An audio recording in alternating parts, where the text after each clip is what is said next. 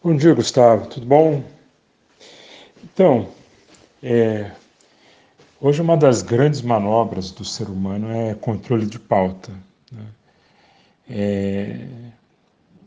Isso é um conceito jornalístico aí de... Foi um dos primeiros embates até que eu tive com um jornalista, né? Ele tinha quando eu usava o Facebook, o nome do cara não vem ao caso aqui, ele era bastante acessível, né? Ele conversava muito com as pessoas e eu lembro que eu coloquei um assunto desagradável. Ele usou uma expressão que eu não esqueci mais, né? Você está querendo me pautar, né? Aí eu vi o caráter do cara, descobri quem era o cara muito antes. O cara era ainda muito respeitado, vamos dizer, um príncipezinho da mídia e tal.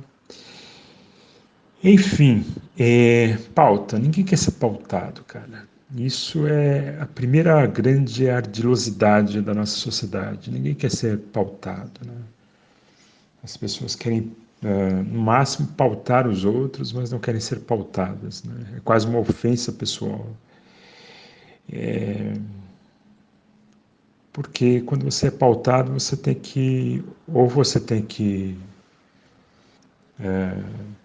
se valer de hipocrisia, mentira, falácias, é complicado, né? Ou então o cara tem que assumir a verdade. O diabo, o anticristo, cara, ele queria ser adorado em espírito e mentira, né? Ou seja, ou melhor, ele não quer dizer que ele é bonzinho, que ele é pró-democracia, que ele é contra o racismo, que ele é a favor da justiça. Então, como ele é justiça, causa uma dor de barriga no inferno, né? Então ele fala justiça social. Enfim, aí vem a deturpação da língua, da palavra, da semântica, da corrupção da fala, da narrativa, da verdade, porque tudo para ele é um grande desconforto, né? Um supremo desconforto. Supremo, supremo me faz lembrar alguma coisa. Bom, um supremo desconforto, né? E ele não quer isso, ele não quer isso. Ele gostaria de falar abertamente o que ele é, o que ele quer, que ele é contra Deus, contra a verdade, contra a justiça, contra... Então ele se passa por tudo, por bonzinho, por legalzinho, por justinho, por... E até, apesar de o cristianismo ser bastante uma pedra no sapato dele, ele até não se incomoda muito com alguns cristãos, né? Ele é mais confortável para ele, mas ele tem lá os seus cristãos, né? Que prestam o seu serviço, né? O ideal é um ateu, o ideal é um agnóstico, o ideal mesmo seria um satânico, né? Aí tem que se camuflar em comunista, tem que se camuflar em, né, alguma coisa, tem que direitos de fulano de tal, direitos disso, direito daquilo, porque ele, enfim. Então o que pega mesmo é justiça e verdade, né? O que prova que um cristão é cristão é justiça e verdade, não é narrativa, não são pautas, é justiça e verdade. E a justiça e a verdade não são pautadas, e quando são pautadas, são deturpadas, né? Se foge, se evita, se usa de exageros, né? Usa de falácias, e é assim que você detona uma pauta justa e boa, uma pauta necessária.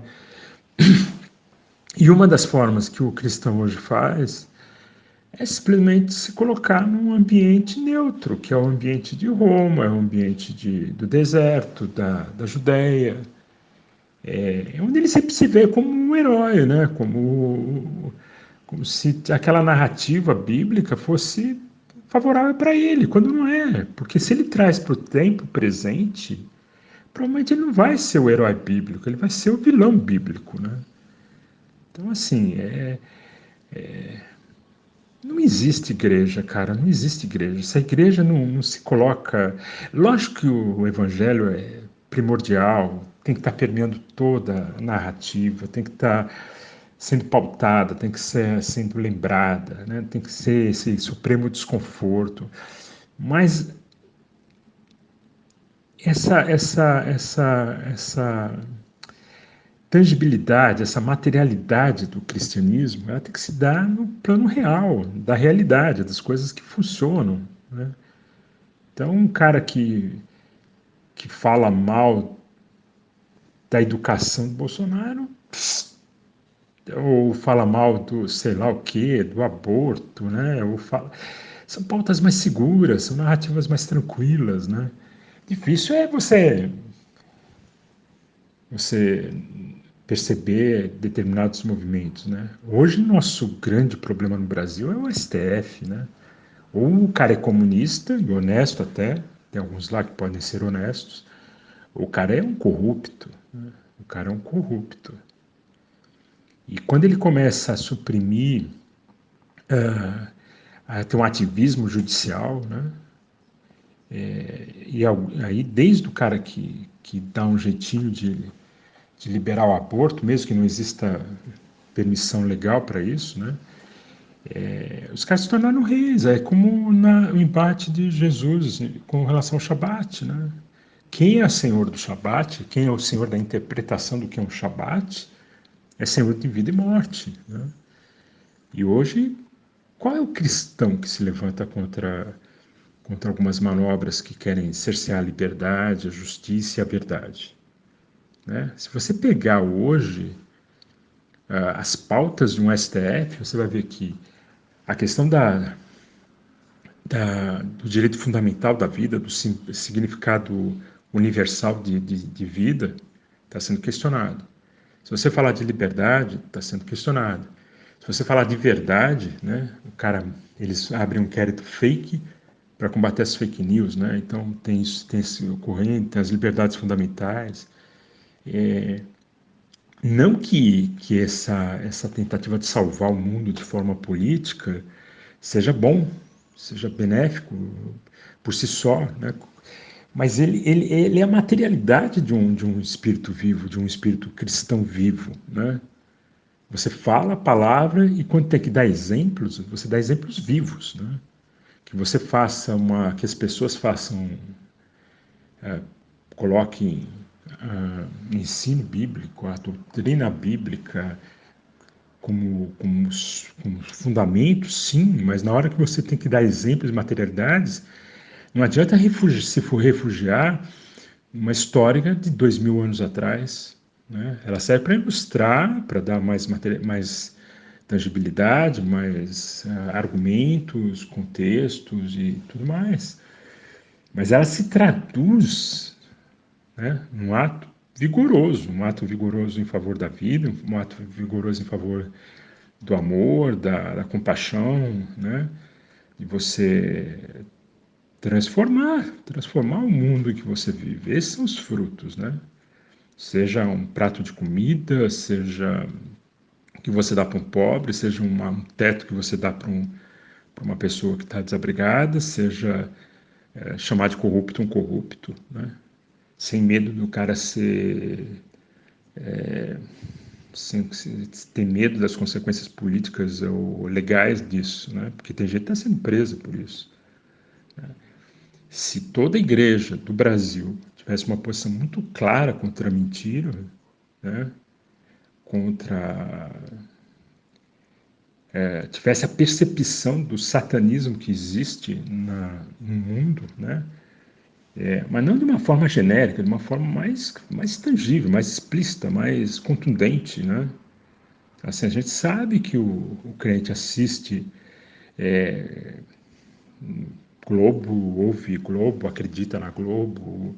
Você sabe que vai ter gente tolerante ao comunismo, à esquerda, né, à justiça social. Ninguém vai no âmago da coisa, ninguém vai na segunda camada, na terceira camada, e eu não vejo isso acontecer.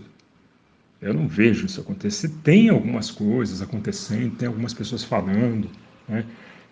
Você vai ter um outro protestante católico, mas mesmo esses caras eles não fazem boas construções, mas já fazem, já estão fazendo muita coisa. Mas se hoje a gente tivesse toda a igreja que se diz de Deus, né, se diz cristã, fugindo um pouquinho dos contos de fadas, né, bíblicos e realmente indo para um mundo mais real, né, contextualizado, né, aí parece que a palavra contexto tem um significado muito ruim na nosso meio.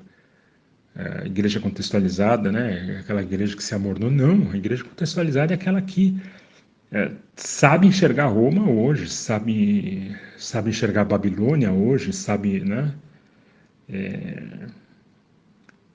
sabem onde estão, sabem o que são, sabem qual é o seu inimigo, e mais, sabem revelar as mentiras do diabo. Esse é o ponto. É com isso que eu queria fechar. Ele ouve alguém mentindo, ele ouve alguém usando de falácia, ele ouve alguém sendo um justiceiro, né, uma cara da justiça, não sei o que, da democracia, e ele sabe traduzir aquilo como mentira. Né? Ele sabe. Porque pior do que mentir é acreditar na mentira. E nós, cegados por essa normalidade, por essa fuga, né? Esse gueto que a gente se meteu, né? De fábulas e de mundo não contextualizado, né? Nos meteu nessa confusão toda.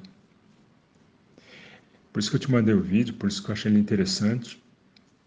E ele trata de várias questões, né? Evidentemente não dá esse encadeamento todo que eu fiz. Enfim, é isso, 12 minutos. Um abraço.